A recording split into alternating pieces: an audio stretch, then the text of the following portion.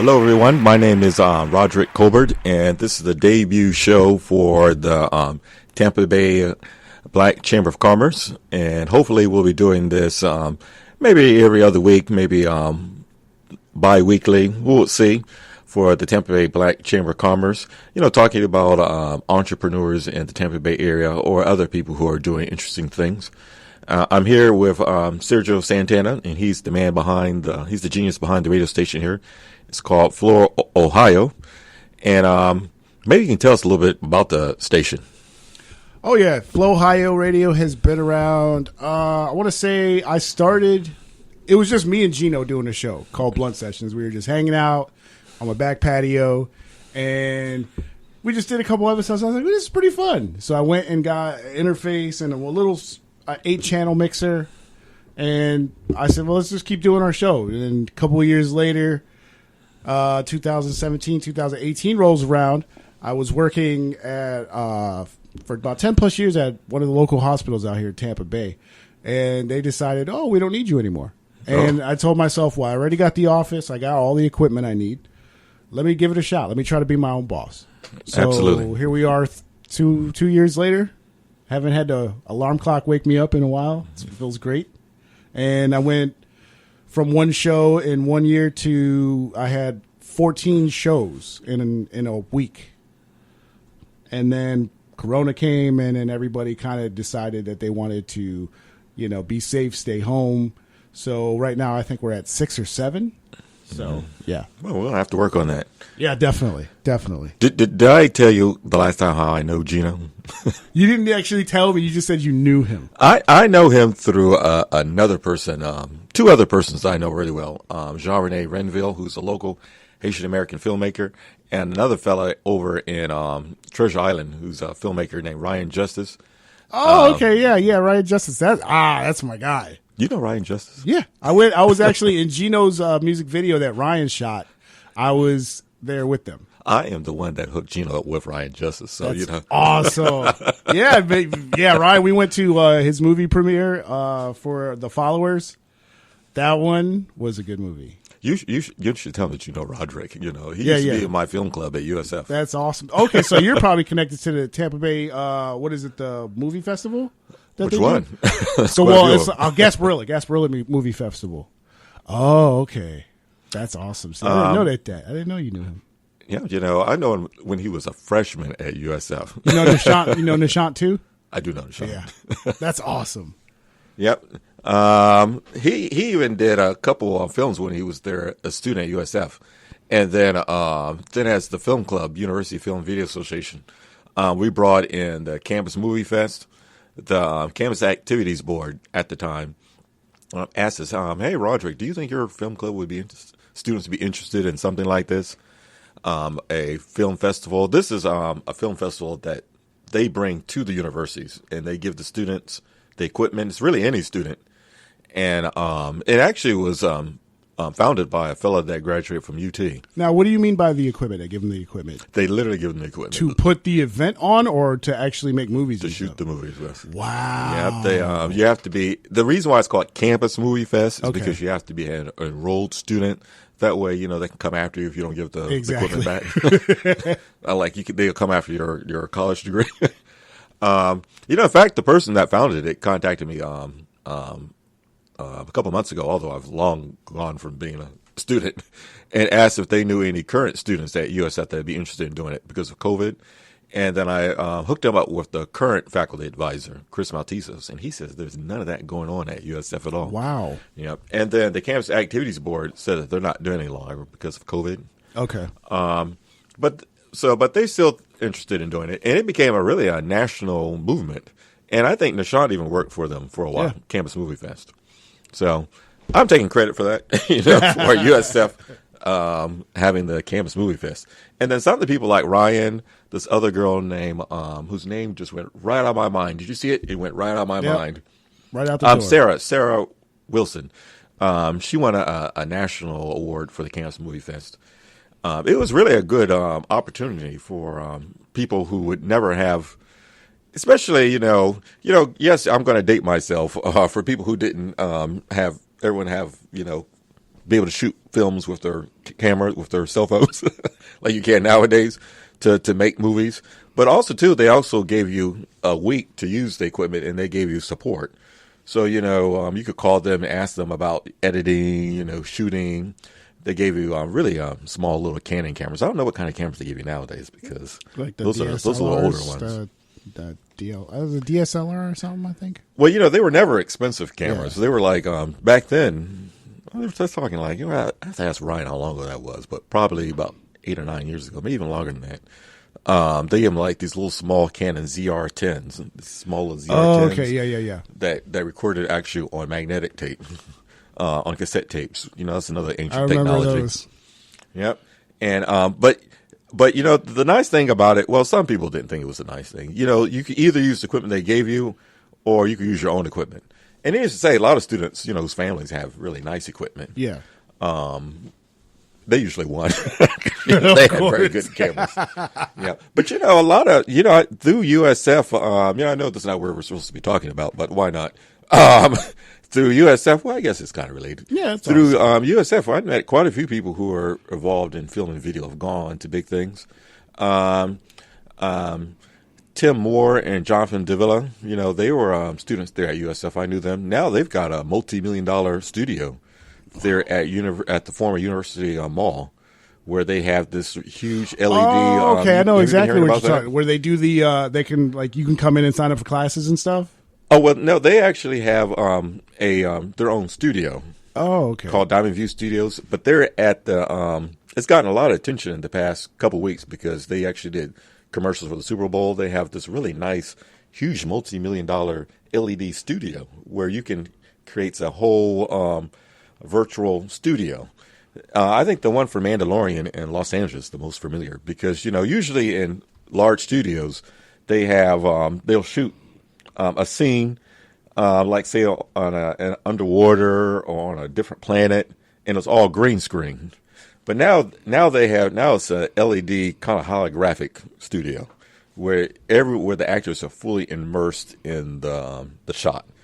Well, Jonathan Davila and Tim Moore, they have something like that over there at the mall now. And I knew them when they were just Is that the place that's right next to the movie theater?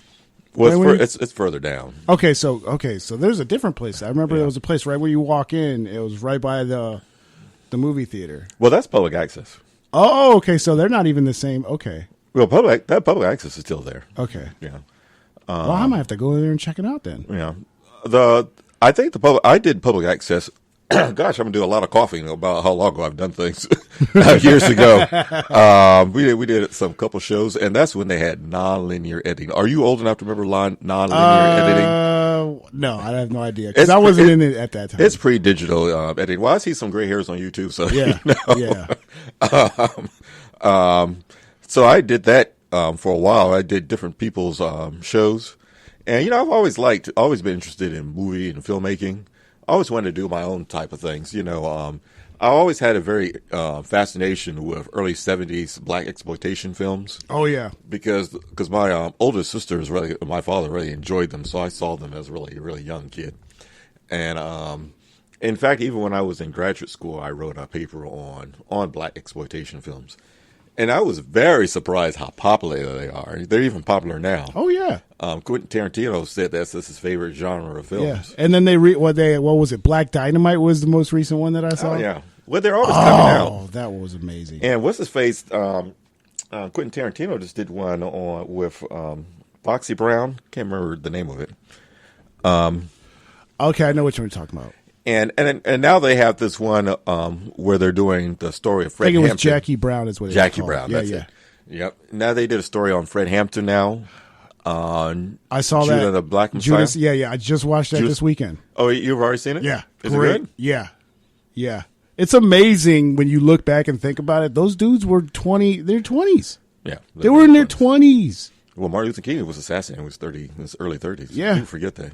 Yeah, it's like because when you growing up, you think, oh, they're adults, they're in their 30s. No, these guys were trying to change the world at their 20s, and obviously we all know what happened. Yeah, they were kids. Yeah, it's amazing to me. Now, when you look at 20-year-olds, you're like, what? They don't have the head on straight sometimes. It's amazing. Yep, but But the whole point of all that is that, so my interest is really in multimedia, video production, only because, it's a very great way of learning how you can use technology as a creative entrepreneur. You can do things that you're really interested in. And even if you're not going to be, the big Steven Spielberg of the world, it still gives you different skills so that you can still work and do things, design. Like I know how to design websites, I know how to do a lot of content for people who have websites, or even as a freelancer, I can get freelance jobs, just do content for websites and help design things like that. And that way you have the free time to do what you want to do. Now, needless to say, even as an entrepreneur, you still have to get up in the morning. Yeah, that is true. I still have to get up at 6 a.m. because then I think by 10 o'clock, I've already wasted 4 hours. Yeah, I understand that. And 4 or 5 p.m. comes around pretty soon. You start thinking, gee, did I do anything today? So you have to be self-motivated. That's probably the most difficult part. It definitely is. Because there's days where I'm like, I don't have a show today. So I'm just going to lay on the couch and play Xbox.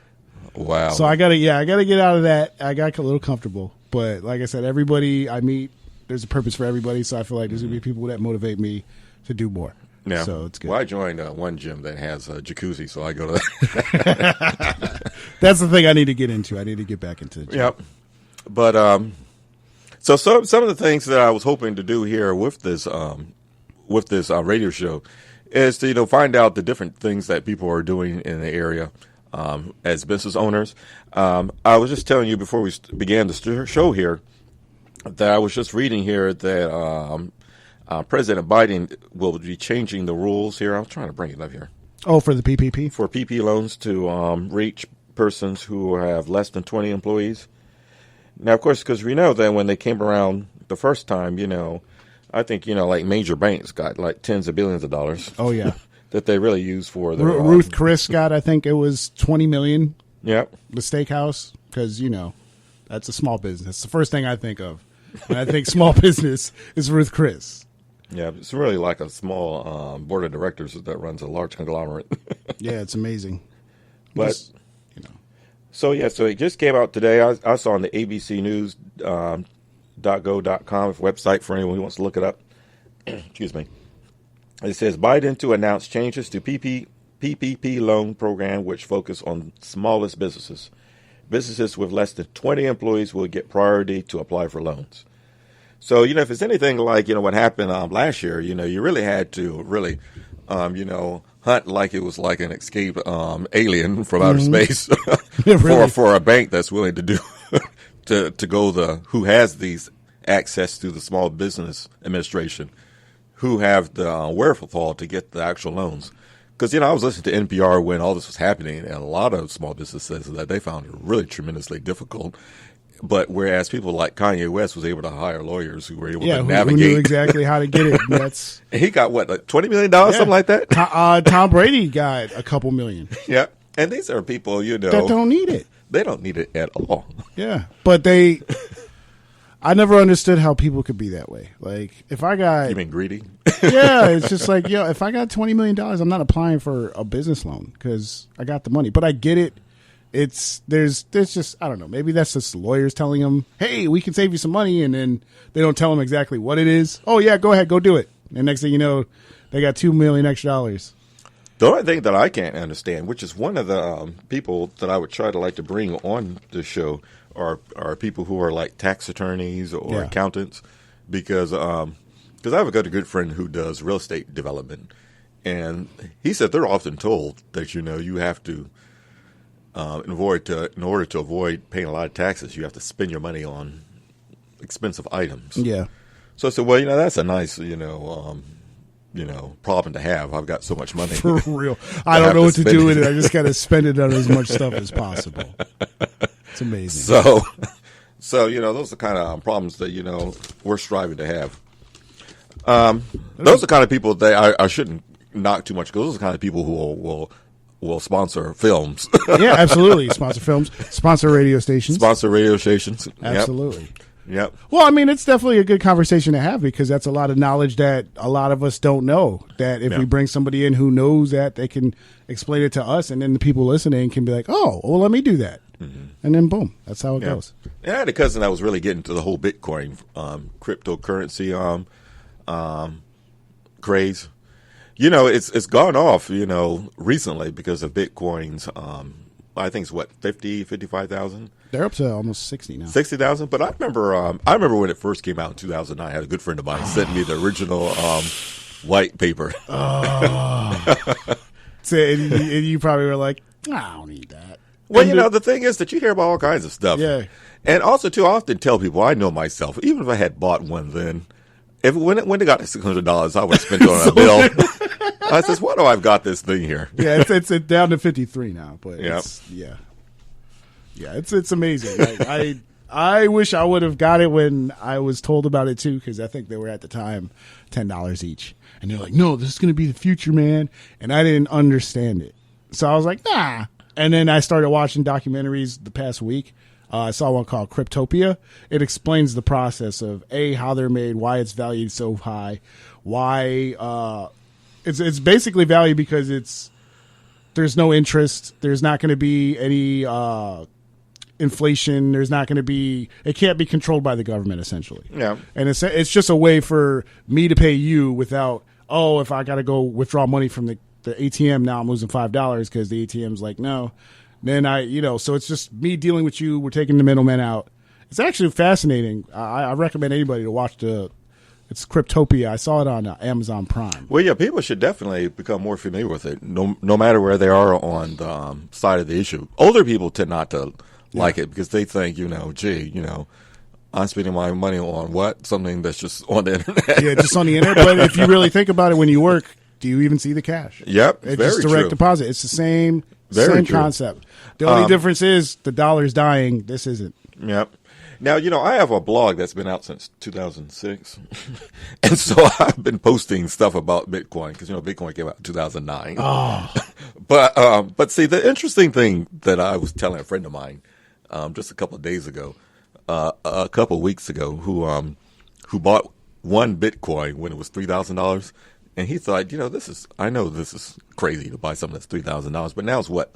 60,000? 53 now and counting. Yep. Although it had these ebb and flows in terms of volatility because Bitcoin and cryptocurrencies themselves are very volatile. But the interesting thing is that, from my recollection, because, I was thinking, I should write about this on my little website just to get the hits and see how many hits I get. But anyway, when it first came out, it was supposed to be a form of payment based on verification of work. So, anyone that's like a basic knowledge of Bitcoin, that's what they'll tell you. That's what it is. Because it's supposed to be this really elaborate mathematical formula that verifies that, that if you've submitted a payment to someone else. Yeah, blockchain, I believe is what it is. And then the original person supposedly only made, 21 million coins. So 21 verifications of payment. And then any way that the transactions have occurred on this nebulous ledger that exists somewhere in outer space, in virtual space. But I would have to say probably around 2011 to 2014, then it became this whole conversation of if it was an actual form of payment, or if it was moving more towards something that was more of a digital asset. And then there was this whole idea if it would be something that, like you said, governments can't control. But I would have to say, in these recent, as it's gotten past the 10,000 value, I don't think it's necessarily a form of payment anymore because how many people are going to actually buy something with it? I can see you want to receive it. Yeah. Because it's going to its price is going to escalate in the future, but I don't see anyone wanting to use it to buy something. Although when it first came out, I think I have the actual video on my channel back in 2008, where they actually had Bitcoin ATMs. You could put your money in there and you get your ATM. But now I was just posting on this. There's a local Bitcoin club called Tampa Bay Bitcoiners. I don't know if you've heard of them. No, actually, no. Oh. Seems like Tampa's a pretty small place. People know each other. Like we know Yeah. Ryan Justice, right? I'm about to look it up right now. And Tampa Bay Bitcoineers, kind of like a play on the Buccaneers. So it's Bitcoineers. Is that easy? Yeah. That's on Facebook? That's on Facebook. Okay, I'm gonna do that So right now. so I asked the question. I even asked the question on these other little blogs there, that as as the value of Bitcoin increases, will it be much more difficult to make it liquid? Because if you have, let's say, like 5 Bitcoins, and let's say that they're $60,000, Okay. and so that's like $300,000. How liquid is that? Very. It's what you do is you just invest in it. Like I know. Shout out to Galen Graham. Mm-hmm. He owns Tomahawk Farms. Mm-hmm. They bought a lot of their acres. They used Bitcoin to buy it. Mm-hmm. So price of Bitcoin's super high. They just went and bought land with it. Now you got land. Mm-hmm. But the liquidity component suggests that it's easily convertible into cash. That's the whole definition of the word of something that's liquid. But if you wanted to invest it in another tangible asset, that I can see. But if someone thinks that they're going to just go on to Coinbase or CoinMX or any of these big and which lots of time crashes, like Coinbase. That's what someone told me. Yeah, that's the one I got. When you're going to convert it to $300,000, you're going to put that in your bank. The bank is not going to necessarily accept it. No, they're not. So that's what brings up the question. So how liquid is it? Well, what that's why a lot of people are using it for online payments. You just buy everything online, so you can use it at Amazon. I think you can use it at Amazon. I'm pretty sure you can. Don't quote me on that, but I'm pretty sure you can buy stuff just like with a normal debit card. So it's like bartering then. Yeah, same exact thing. You get it just like you get it withdrawn to your bank. I get it withdrawn to my debit card, but I haven't done it. Like I just let the money sit there. But you could just buy stuff online and have it delivered. Do you have these fractions of Bitcoins? Yeah. These Satoshis? Yeah. I got the smaller. It's like 0.000 something, but that little something is worth over $300. That's certainly more than and when I got it, it was like $80 or something, Yeah. something small. I was just like, I'll get that. I got a full Litecoin. I said, let me get one of those. And when I got that, it was $40, and that's over $200 now. Yeah. So that's what other friend keeps saying. You're still making a lot more, even if you're not investing. Yeah. As long as you're not investing in your life savings. Yeah, I'm not spending $10,000-$15,000 on nothing online that I can't hold. The how much you're making is still going to be more than you're making in a savings account. Absolutely. Because I have a savings account and I make nothing in it. Absolutely. That's what. But that's the thing. That's the regulations and all that stuff. The banks are. The only reason that the dollar is even still good is because it's the world's reserve currency. Once that's over, we're going to look like France. Yeah. Except China and Russia are trying to make their own currency. Yeah, China, Russia, India, they're already doing it. Yeah. And I think the IMF is already going to make that the standard now. But the whole thing is Bitcoin is everybody's saying, hey, let's make Bitcoin the standard. But now you're going to be taking out all the major banks because they're not going to. Well, that's why actually they're starting their own. They're getting their own wallets now. JP Morgan Chase got a wallet now. Yeah. They're all going to start doing with Bitcoin because they know what's coming. They're like, this dollar is not going to last. So we need to start transitioning now. That's why Facebook's making Facebook made the Libra, which is their form of cryptocurrency. Yeah. Although I've heard that some people think it's scamming, but I don't know. Yeah. It's real hard for me to trust it because it's like you said, it's online. Like how do I know that one day this isn't all going to be gone? Well, it's the same thing with all our money in the banks now. Well, around 2012, there were almost about a good 1,500 different type of virtual currencies. Yeah. And some, like I had this one good friend on the internet wanted me to invest in one called Steam.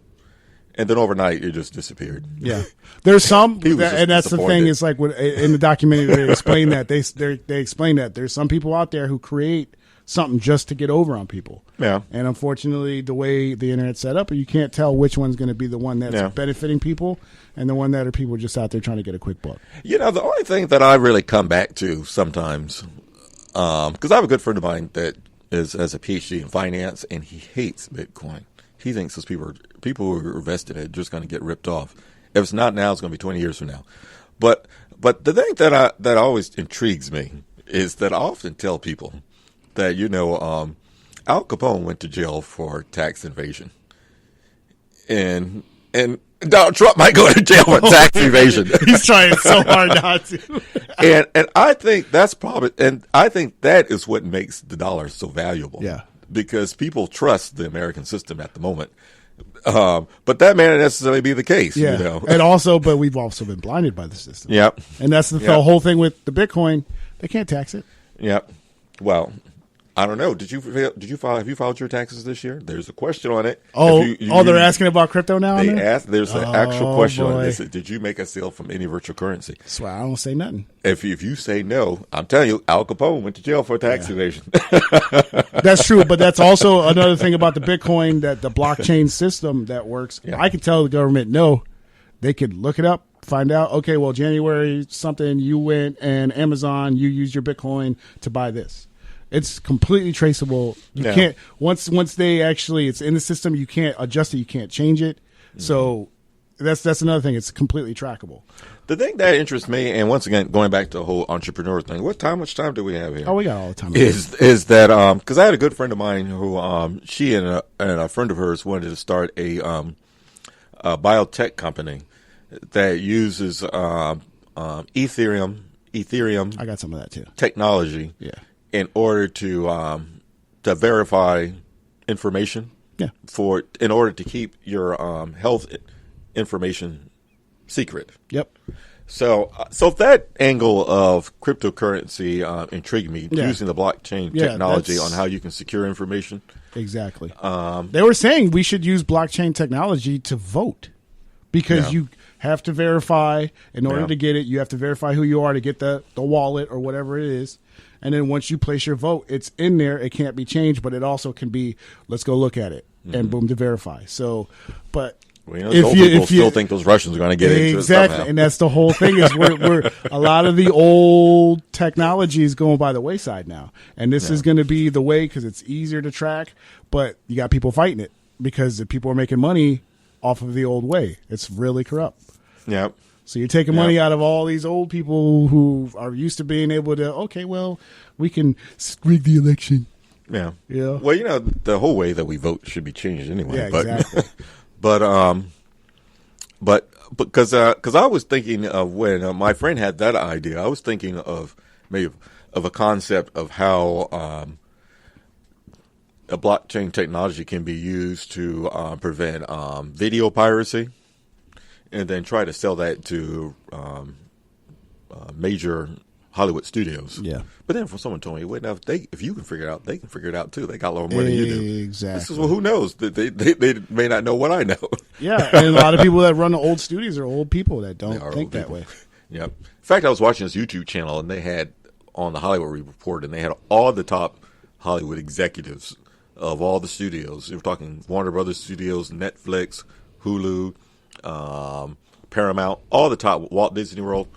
And I was just amazed in terms of how they discussed, how film as a commodity, those of us who are filmmakers see as art, but I was really amazed how much they saw what they do as a commodity. It's just that's all it is. They were like rice dealers, we'll invest so much invest so much in this Marvel movie, knowing we're going to make billions. Yeah, no, it's absolutely incredible. So anything that I thought that they thought that could be done to protect themselves from losing money, they would be interested in knowing. I know that when a lot of video on demand started becoming really popular, they were really interested in doing these different types of surveys to determine if filmmakers, especially indie filmmakers, were interested in making movies that would be less likely to be shown on a screen as opposed to downloads, as opposed to going to the theater.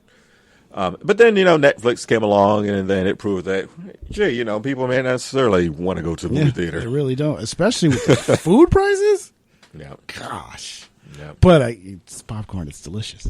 Well, the movie theater pot don't get no better.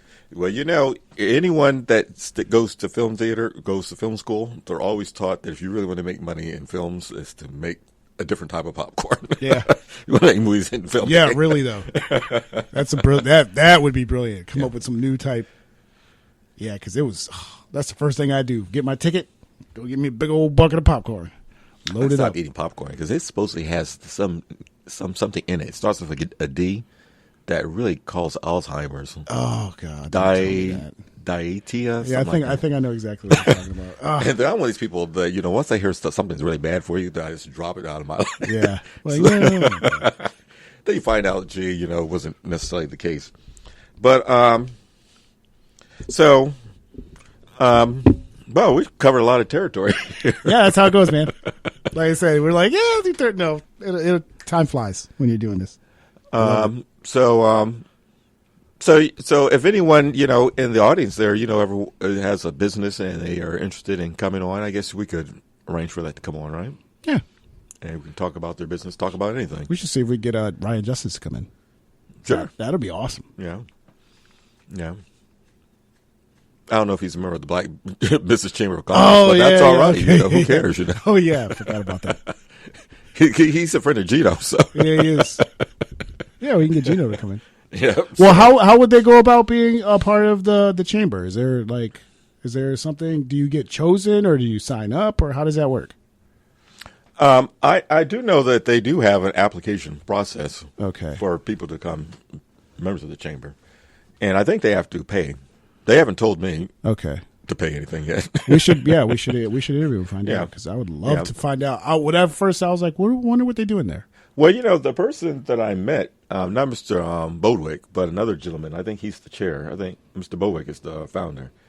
The person whose name escapes me now, he had a really interesting background in theater, theater production, trying to teach people who are in the theater business how to run their theater as a business, which must be very challenging in the area of COVID, because I think even Broadway has shut down. Yeah.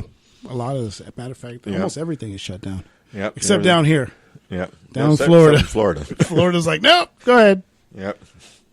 So, and also too, there's other people who have interesting things in the Chamber of Commerce. A lot of people that I was looking on the website that have backgrounds in real estate.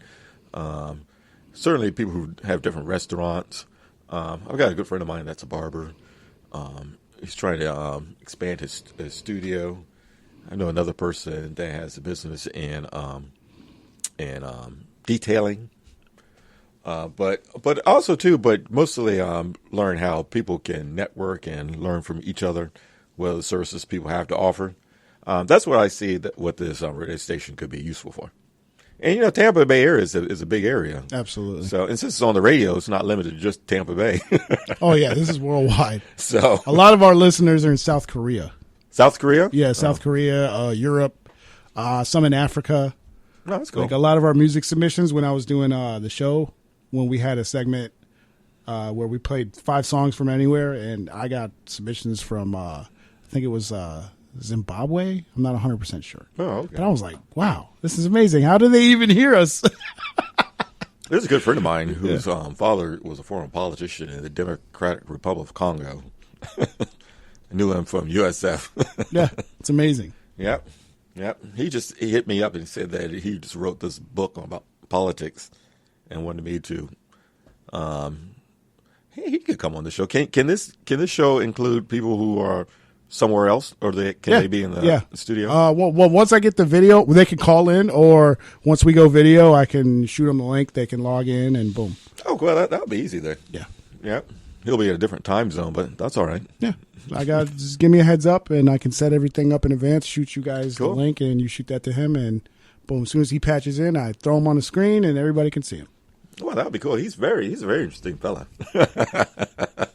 Very, very, very sophisticated, very cosmopolitan. You know, knows a lot about the world, goes on in the world. That's good. Yep. All righty, well, I guess that's it for now. Otherwise, I'm just rambling on. Well, go ahead and tell everybody your name again, any contact information if they want to get in contact with you. My name is Rodrick Colbert, and my name of my business is called The Evolutionary Project. You can look that up. I've got every social media you can think of, you know. I'm sure my MySpace page is still out there somewhere. Mine is.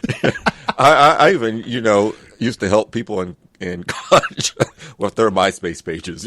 Putting the music playlists on there. Well, mostly designing the format because, Yeah. the way they was designed was actually pretty intricate. Yeah, we were all learning how to code back then. Yeah.